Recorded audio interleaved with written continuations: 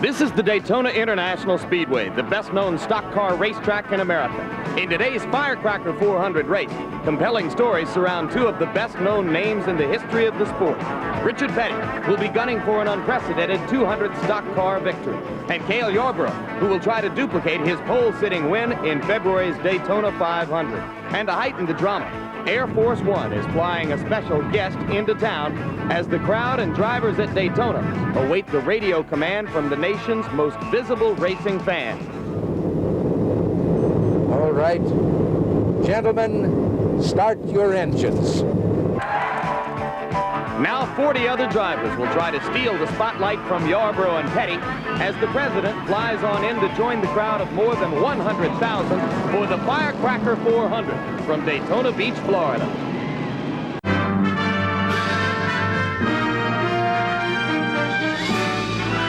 Spanning the globe to bring you the constant variety of sport, the thrill of victory, and the agony of defeat. The human drama of athletic competition.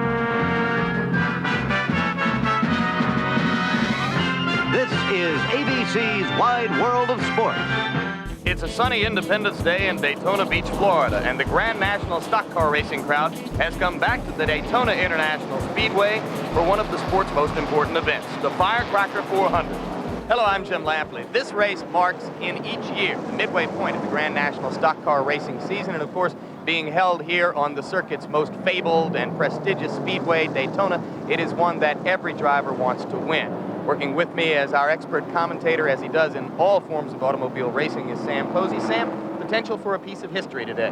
Yeah, it certainly is, Jim. The piece of history you referred to is the possibility that Richard Petty, who has won 199 Grand National Stock Car races, far more than anyone else, will actually win his 200th today. That would be incredible, something I think we'd all remember.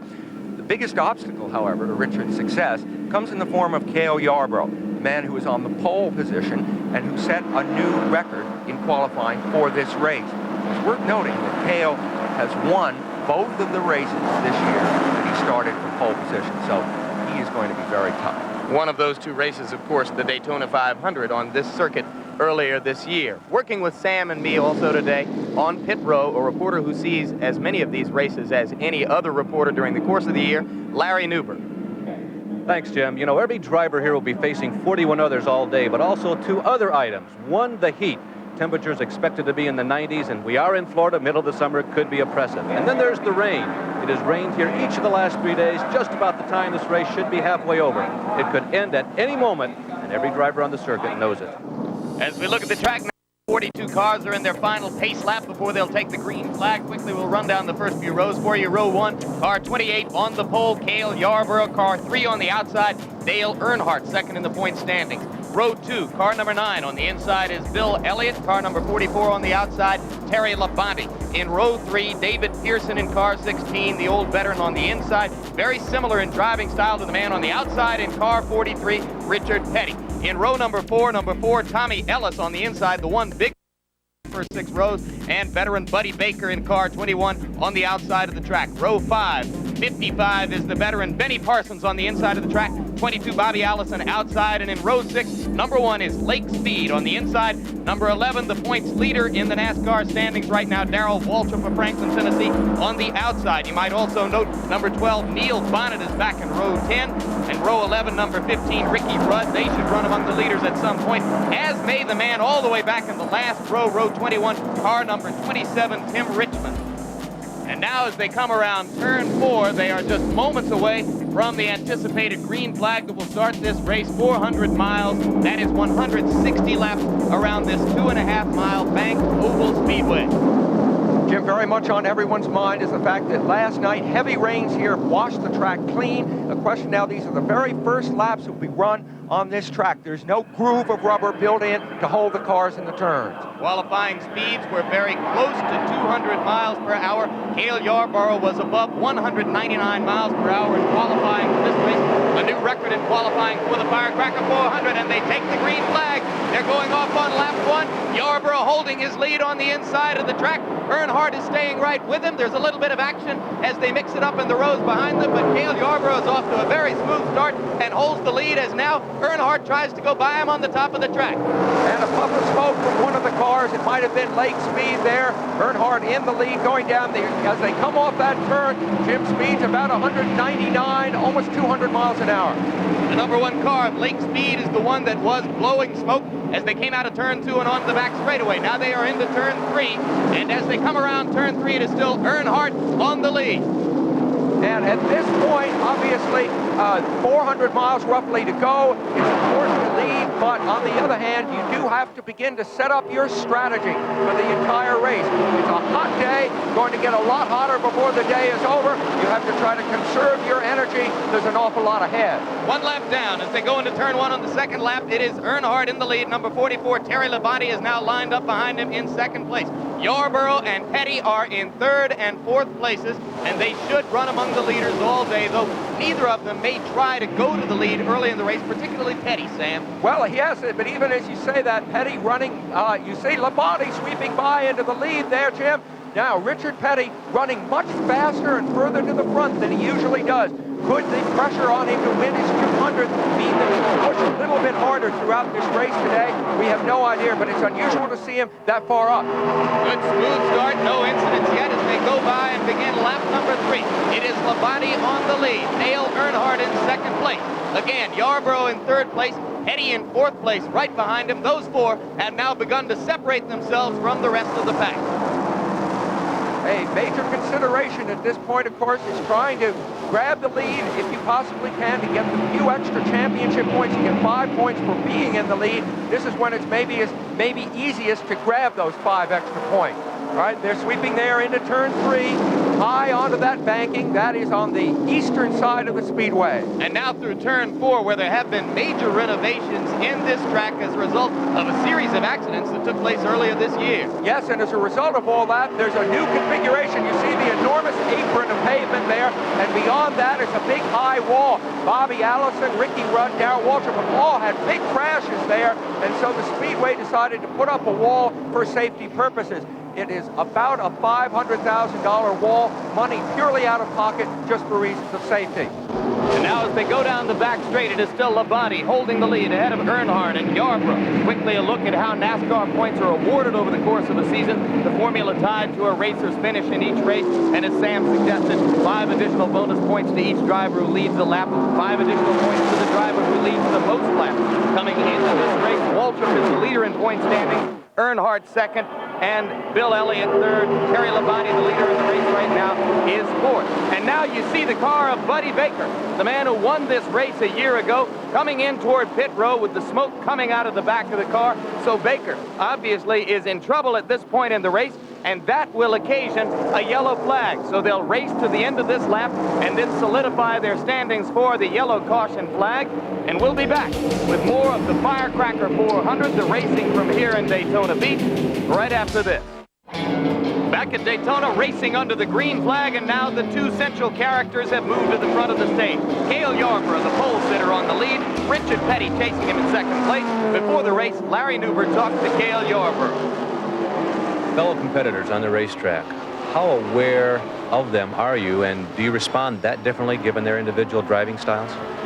Well, I'm quite aware of who's around me during the race. You know, I know each car, each by color and number and everything else. And there are some people, especially at a place like Daytona, that you had rather run side by side or bumper to bumper with than you had someone else. But sometimes you can't pick your choices of who you want to run with. But you just take advantage of what comes along, really. You know, if there's somebody there that you may not be real fond of running door-to-door with, then you're a little more careful than you are with somebody that you know that if you run door-to-door with them, they aren't going to crowd you. They aren't going to hope they aren't going to make a mistake. Of course, we all do, but this is just something that you just have to play by ear as the race goes on.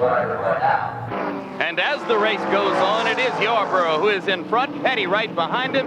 Sam Posey, after 20 years of racing together, they know each other about as well as they possibly can. And they've been drafting each other throughout the race, which has helped them to have better gas mileage than the cars that were not able to draft other cars. The result is that both these men have been running longer now than a majority of the field who have come in for pit stops. But I think now, Jim, both of the leaders are coming in at the same time. They're coming in past that new wall, which allows for a quicker entry into the pits. The pre-race talk was more danger because of higher entry speeds to the pits. Both these men come in safely. We see Yarborough headed for his pit now. Petty is stopped. There was a controversy. You see Petty on the lower part of the screen, Yarborough on the upper part. Controversy before the race. Only 6 men are allowed over the pit wall. Evidently, there have been infringements in the last few races. Petty's, you can see, getting away first. But remember, his pit lies earlier on the track, so they're going to be very close together. You're going to see them. Petty does, however, have the better of the exchange in the pits. Round 1 of the pits to Richard Petty. Petty comes out of the pits ahead of Cale Yarborough. Petty changed right side tires, refueled. Possible for us to tell there for a moment exactly what Yarborough did, but probably exactly the same thing. And now it is Richard Petty ahead of Cale Yarborough and the car which had momentarily taken the lead in the race while those two were in there. 22 Bobby Allison has now come in for a pit stop, so they will assume the lead again. And now let's go down to Larry Newber in Richard Petty's pit. The pit stop, Jim, was routine. They did put a little more bite in the car. It's going to get hotter as the race wears on. You're going to want a race car to stick to the track, so that was the only unusual aspect of the pit stop. One thing that is not routine is to see both Cale Yarborough and Richard Petty running so close to the front so early on.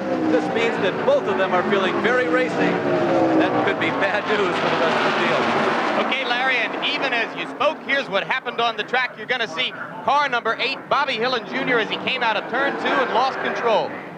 Well, he lost control there, Jim, at about 190 miles an hour. So it gives you some idea how fast he's probably still moving at this point. That car, 3,700 pounds.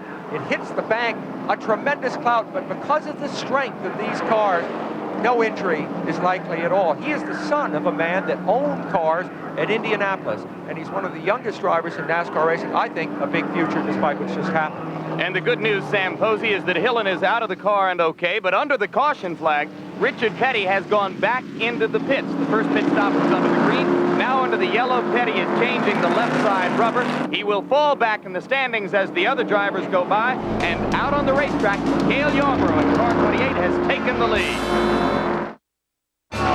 Now it is still Cale Yarborough in the red and white car number 28 on the lead. He has been prepped in the last couple of laps by car number 3, the blue and yellow one, Dale Earnhardt. Behind them, Bobby Allison, number 22, is in 3rd place. Richard Petty, who had dropped as far back as 12th, has moved back up into 4th place. Joe Ruttman is in 5th. But the 4 cars on your screen right now are the leading pack. They are Yarborough, Earnhardt, Allison, and Petty.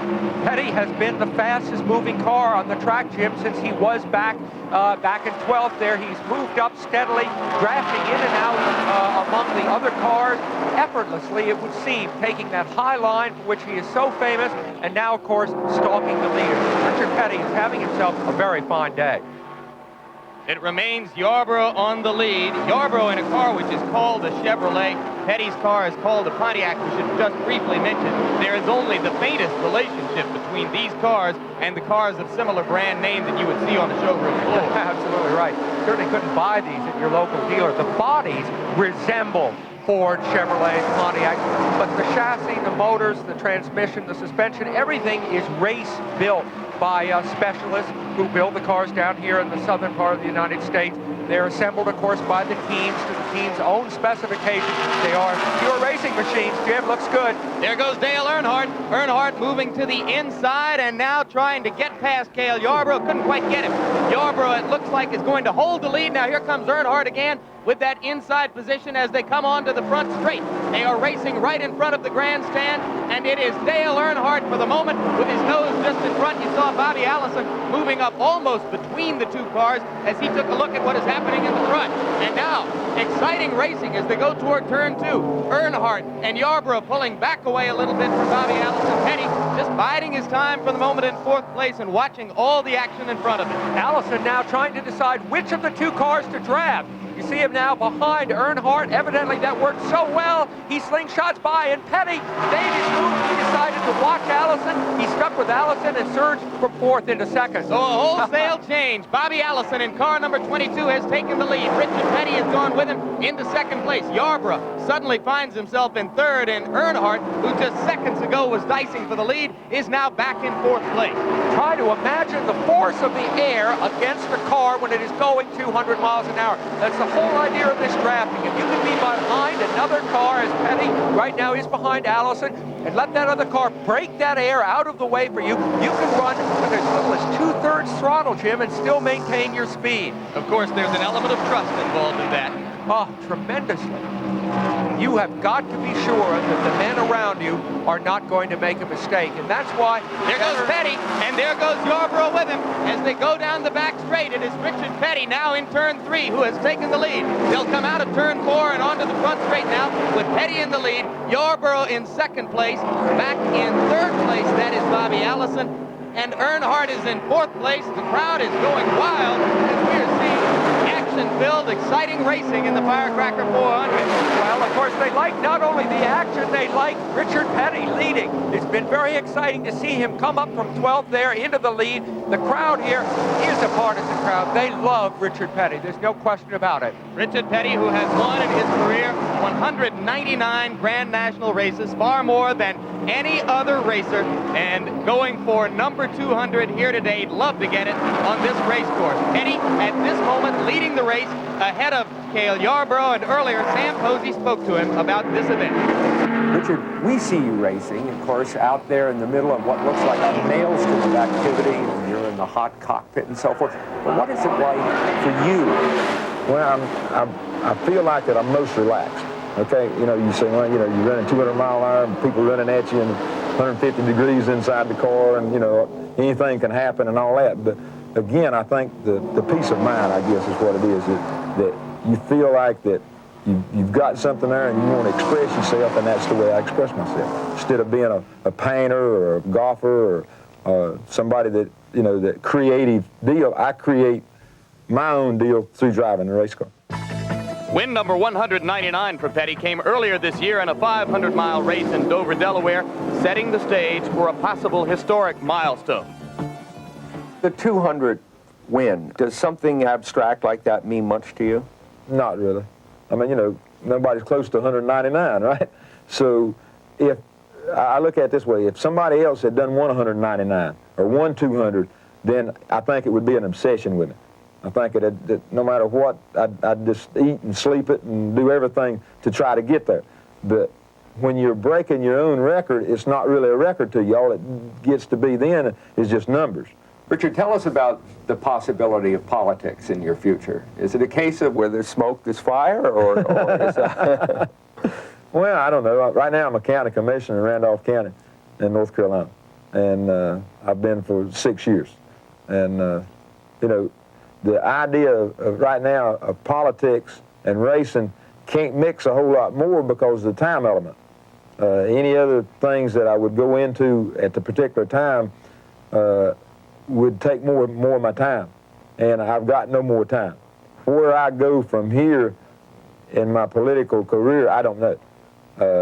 If I stop racing in 2 or 3 years, it's going to be one thing. If I stop in 10 years, it's going to be something else. I'm going to be further on down the road.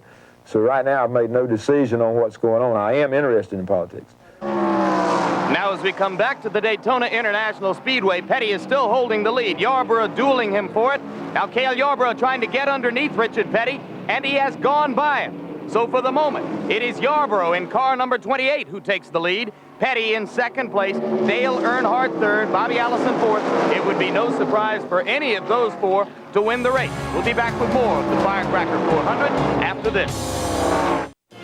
Back at Daytona, and you can see Air Force One carrying President Ronald Reagan as it lands at the airstrip just adjacent to this racetrack, hovering even now over the backstretch as the cars go by.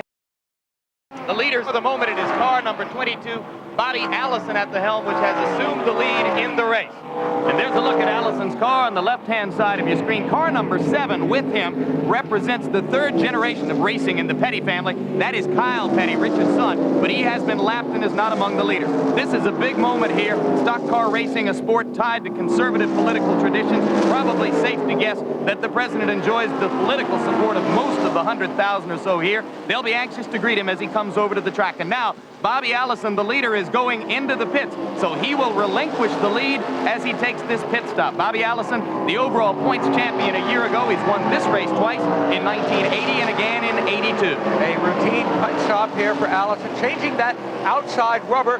They like to change the outside tires, Jim, to give the car the best conceivable adhesion, and also, in case there's any debris on the track, you want to have a tire that is not worn down close to the cord. Typical NASCAR pit stop, well less than 20 seconds. It is amazing the work that they can do in a short period of time, and the savage acceleration of these 3,700-pound cars as they get back up to speed. 0 to 60 in something like this is about 3.5 seconds. And now out on the track, the leaders for the moment are the 2 men who began the day as the focus of this story. Number 28, Cale Yarborough in the lead, trying to repeat the feat of earlier this year when he won the pole and then won the race for the Daytona 500, trying to do it again in the Firecracker 400. Right behind him, in car number 43, Richard Petty, trying today to win his 200th Grand National Stock Car race. They are the leaders at this moment. We're a little more than halfway through the Firecracker 400, and we'll be back for more racing from the Daytona International Speedway a little later on. Back at Daytona with less than 8 laps to go in the Firecracker 400, Richard Petty has taken the lead in car 43. Cale Yarborough in 28 chasing him. At this moment, a chess game, Sam Posey, between 2 of the real grand masters of the sport. And a chess game in which Richard Petty, despite the fact he's leading the race, he is in check basically at this point, because Cale Yarborough, positioned where he is, can pass Richard Petty at will. Richard probably is in agony at this point, despite the fact that he's out front. He has absolutely nothing he can do to defend himself. Cale can sweep by him whenever he wants. Remember that Cale Yarborough qualified for this race nearly 3 miles per hour faster than Richard Petty, and based on what we've seen throughout the course of the race, there can be very little question that Yarborough's car is capable of accelerating by Petty at almost any moment, particularly when he's in this position, drafting off of Petty's rear bumper, simply waiting for the moment to make the move. Petty going for the 200th victory of his illustrious career. Cale Yarborough trying to win for the 2nd time this year on the Daytona International Speedway. In February, he won the Daytona 500. So 2 of the greatest names in the history of the sport are prepared to duel over the last 5 laps, and we'll be back with that in a moment. Back at the Daytona International Speedway, and we are building toward a dramatic finish. President Ronald Reagan looking on alongside Bill Grant Jr., whose family built this racetrack. And out on the course, it is Richard Petty in car 43, Cale Yarborough in car 28. Now as they try to position themselves for the last lap first to the finish. When they cross the yellow line on the front straight here, there will be 3 laps remaining in the race. They're now on lap 150, and a car is spun out. Doug Heveron's car is spun out in turn 1. So now the yellow caution flag may be coming out. Indeed, as I look just below us, the yellow caution flag is going to come out. This will, in all intents and purposes, perhaps be the last lap of the race. The rule requires them to solidify under the caution at the beginning of the next lap. It's an incredible situation now. Are they going to race to the line?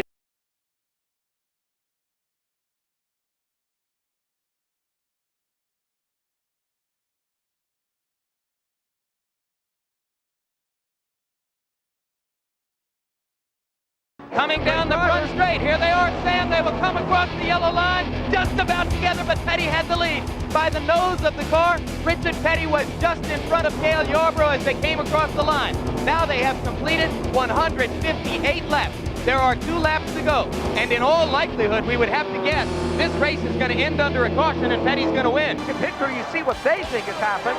Well, they believe, and probably safely so, that the race has ended, that there will be no more racing under a green flag, and as the caution stays out for these last 2 laps, Richard Petty will simply hold on to first place. Doug Hebron's car, number 01, is nestled just on the infield inside of turn 1. It's going to take some time to move it, and in all likelihood, there will be no more racing. So Petty will come by now with 1 lap to go, and behind Petty, Cale Yarborough is turning off and heading toward pit row. Hard to imagine what is going through Cale's mind. He can sacrifice second place if he makes a pit stop here, but Petty has the lead with 1 lap to go.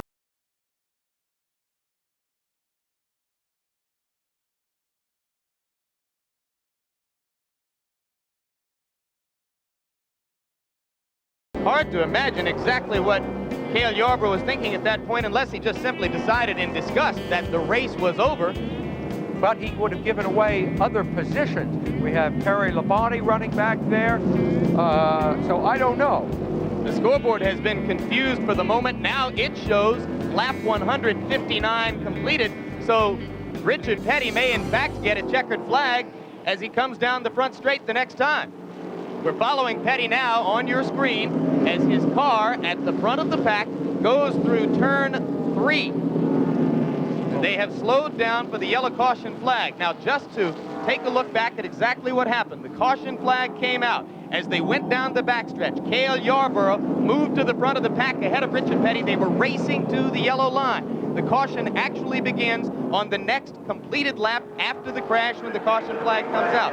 So, Richard Petty, by passing Cale Yarborough coming out of turn 4 on the front straight and beating him to the yellow line by the margin of the nose of his car, won the race. As they come down this time, you are going to see a checkered flag for car number 43. Richard Petty has won the 200th race of his incomparable Grand National stock car racing career, and an unexpected thrill for the crowd here, which in effect saw the race end 3 laps early. And a sensational rendezvous with destiny for Richard Petty, who has political aspirations. He will now, not for the first time, be meeting President Reagan as part of the victory celebration. Richard Petty, on this day, has fulfilled a great dream. Let's take another look back now at what happened on what was in effect the deciding lap. Remember, the rule states that once the yellow flag comes out, the racers must solidify in their order by the beginning of the next lap. So as they came down the backstretch here, Sam Posey, with 2.5 laps to go, this was in effect a race to the flag for the championship. And Cale Yarborough made the classic move. He pulled out of Richard's slipstream and passed him decisively as they went into turn 3. At this point, Richard must have had his heart in his mouth, but he did the one thing that was left open to him. He counterattacked and started down low. And as they came out, remember, this is the last turn before the finish line. As they came out of the turn with a lot of traffic ahead of them, it was really a drag race to the finish. They touched briefly there as they came toward the finish, and really it was just a question of horsepower between the two and fate. And fate seemed to smile on Richard Petty this time. Now watch the finish as they came down the front straight. There was the flag. There's the yellow line. Petty won by the nose of his car. They ran 2 more laps under the caution flag, but the race had been decided right there at that moment on your screen. When we come back, we'll be talking with Cale Yarborough, Richard Petty, and the guest of honor, President Ronald Reagan. Here are the final standings. As we suggested he might, Cale Yarborough sacrificed second place with that impromptu pit stop as Harry Gant wound up second, but Richard Petty emerged victorious for his 200th Grand National Stock Car Racing victory. And right now, Larry Newber is in the garage with the disappointed Cale Yarborough. Cale, that is one eventuality you just can't predict, can you? A late yellow flag. No, you can't. You know, I was sitting right where I thought I wanted to be, and just one of those things. I got beat at my own game, I guess. Of course, Richard's car was awful strong, and then I misread the flagman's fingers, and when we came down for the caution flag there, I thought the race was over. And I guess my brain blew up is what happened. It was just a dumb thing for me to do, and I came in, which lost some more positions. And now, in an adjacent booth, Jim Lampley is with Richard Petty and the president.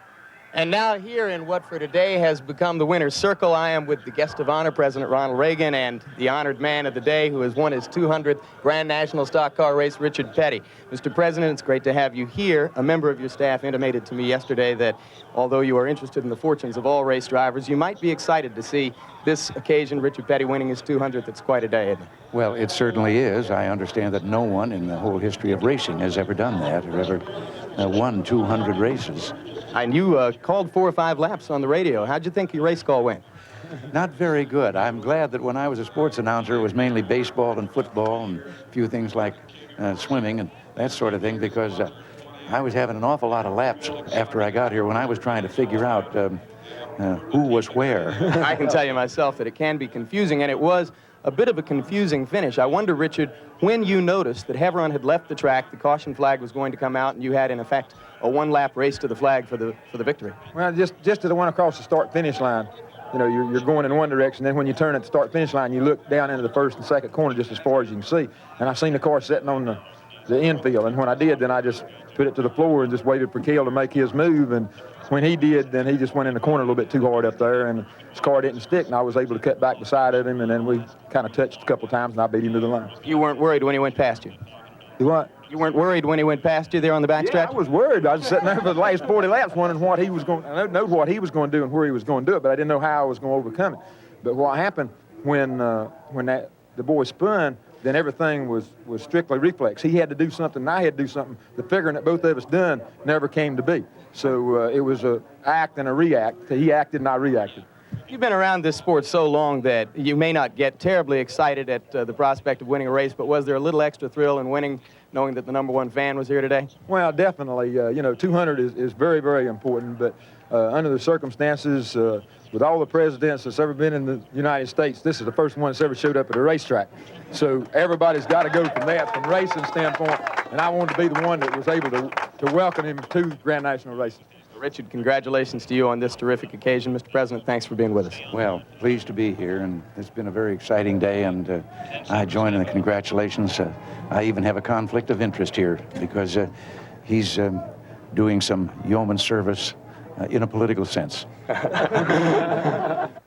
Well, the political aspirations of Richard Petty had nothing to do with this finish here. This was a matter of racing skill and horsepower in one of the closest finishes ever. Here's the final order of finish. Of course, the winner, Richard Petty. Harry Gant got second place as Cale Yarborough's brief tour of the pits dropped him to third. Bobby Allison fourth, Benny Parsons fifth, Bill Elliott sixth, Terry Labonte seventh. Dale Earnhardt, by finishing eighth, took over the top spot in the NASCAR point standings. Others, David Pearson, the Silver Fox, finished 17th. Heveron, who spun out to cause that exciting finish, was treated and released at the track hospital, as was the man who spun out earlier. Bobby Hillen and Darrell Waltrip, by finishing 31st, has dropped out of the points lead for NASCAR. But once again, the winner is 200th Grand National victory, the man they call King Richard, Richard Petty.